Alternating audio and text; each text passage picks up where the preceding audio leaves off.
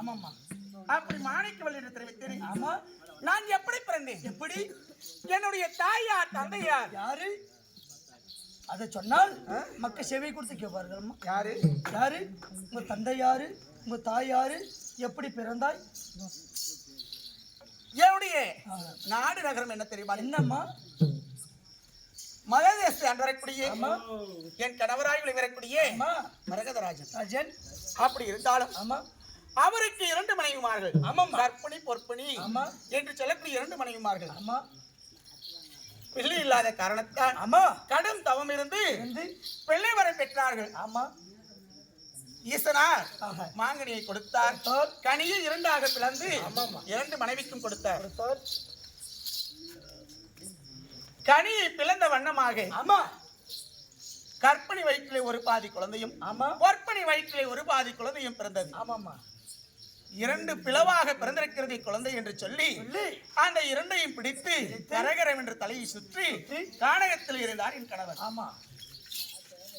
அப்படி அரை பாதியாக பிள்ளையை பெற்றமைக்காக இந்த பெண்களை வைக்க கூடாது என்று சொல்லி கற்பனையும் பொற்பனையும் அழைத்து சென்று ஒரு மாணிக்க வட்டப்பாறை மீதிலே 2வரையும் வெட்டினார். ஆமாமா.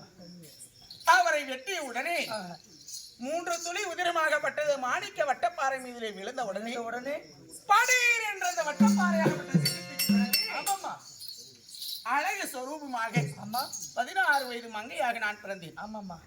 எனக்கு ஆதியும் கிடையாது, அந்தமும் கிடையாது, தாயும் கிடையாது, தந்தையும் கிடையாது. ஆமா. தேவரால் பட்டு அந்த உதிரத்தில் இருந்து படீர் என்று வெடித்து சிதறி மாணிக்க வட்டப்பாறை மீதிலே பிறந்தபடியினால் என் பெயர் மாணிக்கவல்லி. மாணிக்கவல்லியாக இருந்தாலும் என் கணவருக்கு வயதாகிவிட்டது. ஆமாமா. நானும் இளம் வயது பெண்ணாக இருக்கின்றேன். அவரை திருமணம் செய்து இந்த நாள் முதல் ஒரு நாள் கூட என்னை தொட்டு அவர் சுகபோகத்தோடு வாழ்ந்தது கிடையாது. என்னை தொட்டு சுகபோகத்தோடு வாழ்ந்தது கிடையாது. ஆசா பாசங்களோடு இருந்தது கிடையாது. என்னை தொட்டு பார்த்தது இந்த நாள் வரையிலும் சுகசேமத்தோடு ஒரு நாளும் நான் வாழ்ந்தது கிடையாது. ஆனால் வயிற்றிலே ஒரு புழு பூச்சி தங்கியது கிடையாது. குழந்தையும் எனக்கு கிடையாது. ஒரு நாள் பரிகந்தம் ஆத்தங்கரைக்கு தானபாடங்கள் செய்வதற்காக செல்கின்ற போது அந்த கரையிலே ஒரு குழந்தை சத்தமாக கட்டப்பட்டது கேட்டது. அழுகக்கூடிய அழுகுரல் கேட்டது. சரி, போய் பார்த்தால் அழகான பெண் குழந்தை. அந்த குழந்தை எடுத்து வந்து பால் ஊட்டி சீராட்டி நாளொரு பொழுதும் பொழுது ஒரு வண்ணமும் நாளொரு மேனியாக வளர்த்து ஆளாக்கி இருக்கின்றேன். என் குழந்தை என்ன பேர் தெரியுமா? என்ன பேர் என் குழந்தைக்கு? என்ன பேருமா? இந்த மரகதராஜனுக்கு செல்வியாக விளைவரக்கூடிய என்னுடைய மகளுடைய பெயர் என்ன? மரகதவல்லி. மரகதவல்லி வள்ளி என்று பெயர் சூட்டி சுகசேமத்தோடு நாள் ஒரு பொழுதுமாக வளர்த்து வருகின்றேன். என் குழந்தை எப்படி இருப்ப தெரியுமா? எப்படிமா? பார்த்தா பசியாரும்.